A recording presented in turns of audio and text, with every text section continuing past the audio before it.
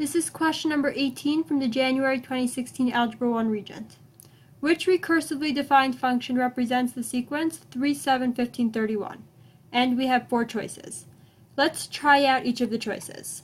So for choice 1, we're given that f of 1 is equal to 3, and so far that's correct. F of 1 means the first term, and the first term is 3.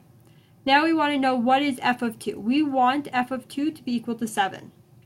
So to find f of 2, we're going to do f of n plus 1 is equal to 2 to the f of n plus 3.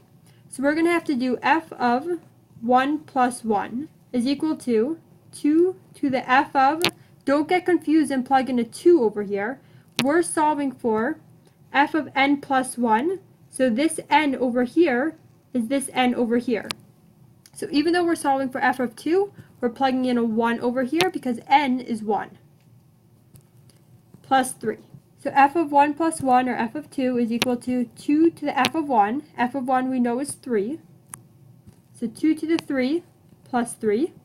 2 to the 3 is 8. 8 plus 3 is 11. So since for this equation f of 2 is equal to 11 and not 7, choice 1 cannot be the correct answer, so let's move on to choice 2.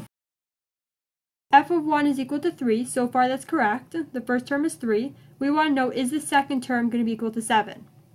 So f of 2, we're solving for the second term, is equal to f of n plus 1, or f of 1 plus 1, is equal to 2 to the f of n, and we're going to plug in for n. We're not plugging in 2, we're plugging in 1. We're plugging in whatever we plugged in for n over here, we're plugging in for n over here.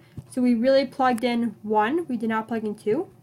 So it's 2 to the f of 1 minus 1. So 2 to the f of 1 we know is 3. So 2 to the 3 minus 1. 2 to the 3 is 8, minus 1 is 7. So far that's correct, f of 2 is equal to 7. Let's try f of 3. We want f of 3 to be equal to 15. So f of 3 is equal to f of 2 plus 1. So we're plugging in, for n, we're plugging in 2, not 3. So this is 2 to the f of n, f of 2, minus 1. And 2 to the f of 2. F of 2 we already solved is 7. 2 to the 7 minus 1. 2 to the 7 you could do on your calculator. 2 to the 7 is 128. Minus 1 is 127.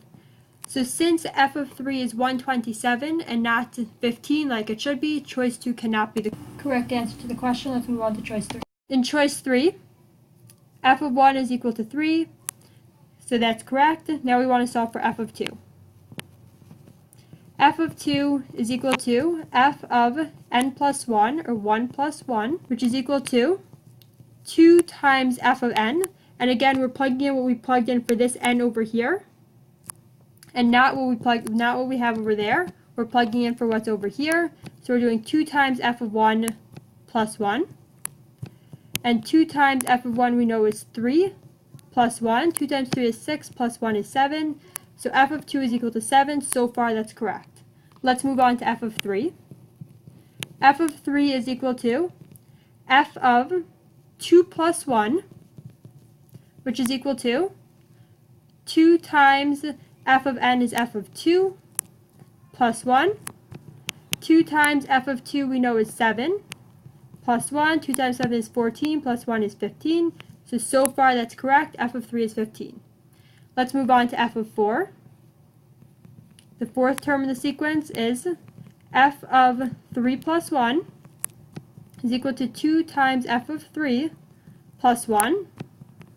2 times f of 3 we already solved is 15 plus 1. 2 times 15 is 30 plus 1 is 31. So f of 4 is 31, and that is correct. All of the terms in this, when we solve the sequence in choice 3, for the first term, the second term, the third term, and the fourth term, all of the terms match the term in the sequence that we were given in the question. So choice 3 is the correct answer to the question. If you would try out choice 4, you would see that just like choices 1 and 2 did not work, choice 4 will not work either.